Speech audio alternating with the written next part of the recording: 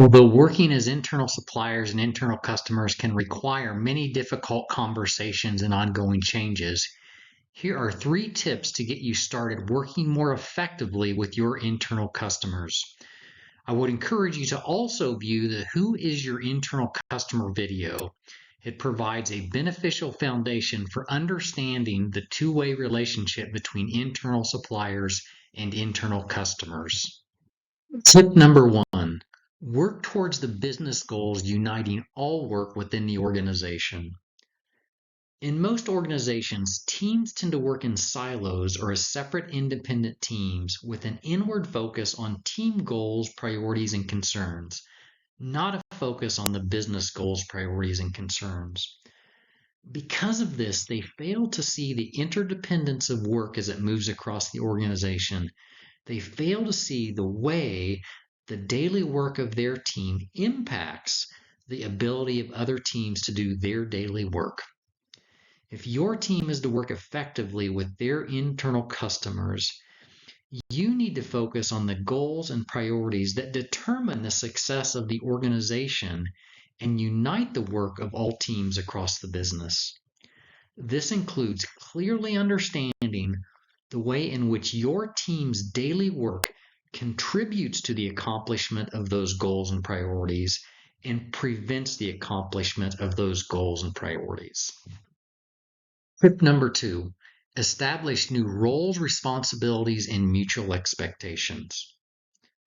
Once your team is focused on their contribution to these shared goals, it is necessary to have a difficult conversation with your team and recognize the current ways of working may be insufficient to create the cross-functional collaboration of working as internal suppliers and internal customers. Simply put, your team may need to work differently. These changes may be small tweaks to your daily work or larger fundamental shifts. To determine the work that needs to be done by your team as an internal supplier, 2 things are necessary. First, have a series of productive, goal-focused, problem-solving conversations with your internal customer regarding the impact of your team's daily work on the daily work of the internal customer, both advantageous and adverse. As an internal supplier, some aspects of your team's work may be precisely what your internal customer needs. However, other aspects may need to change. With this understanding of the impact of your team's work on your internal customer, roles, responsibilities, and mutual expectations can be determined. Secondly, implement these mutual expectations, and this may not be as simple as it seems. Just as your internal customer may not be receiving the work they need from you as their internal supplier, your team is also an internal customer.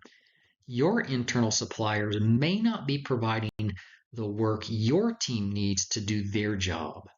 If that is the case, you will need to engage your internal suppliers just as you engage your internal customers and have these productive, goal-focused conversations. This highlights 2 critical features of cross-functional collaboration, 2 critical features of working as internal suppliers and internal customers. Number 1, work is a process. Work is a series of interdependent steps. One group's work is dependent upon another group. And secondly, performance problems, work being done incorrectly, are not people problems. Performance problems are process problems. Processes need to be fixed, not people. So when having these conversations with both your internal customer and your internal supplier, focus on changing the process, not the people. Tip number 3, continue ongoing problem-solving conversations. Although you may be working differently with your internal customer, this is not enough. Ongoing, action-oriented, problem-solving conversations that revisit the mutual expectations, roles, responsibilities, and agreements are necessary. What is working? What is not working? How are we going to address problems that come up?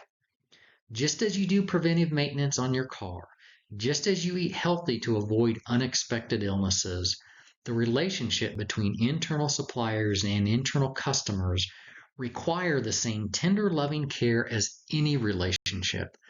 This type of work needs to continue on an ongoing basis. As a summary, avoid the natural tendency to focus on team priorities and concerns. Your team's expertise is part of a larger workflow of interdependent steps that cross the organization to provide the external customer a product or service. Your team is part of a larger context of many teams with the same goal. With this new systems perspective, it will become apparent that your team as an internal supplier will need to work differently. This indicates a process problem, not a people problem. Change the process, not people. Define this new future state and embrace it. And lastly, having one or even a series of conversations with your internal customer is not enough to work productively as an internal supplier and internal customer. It will require ongoing, difficult conversations and adjustments.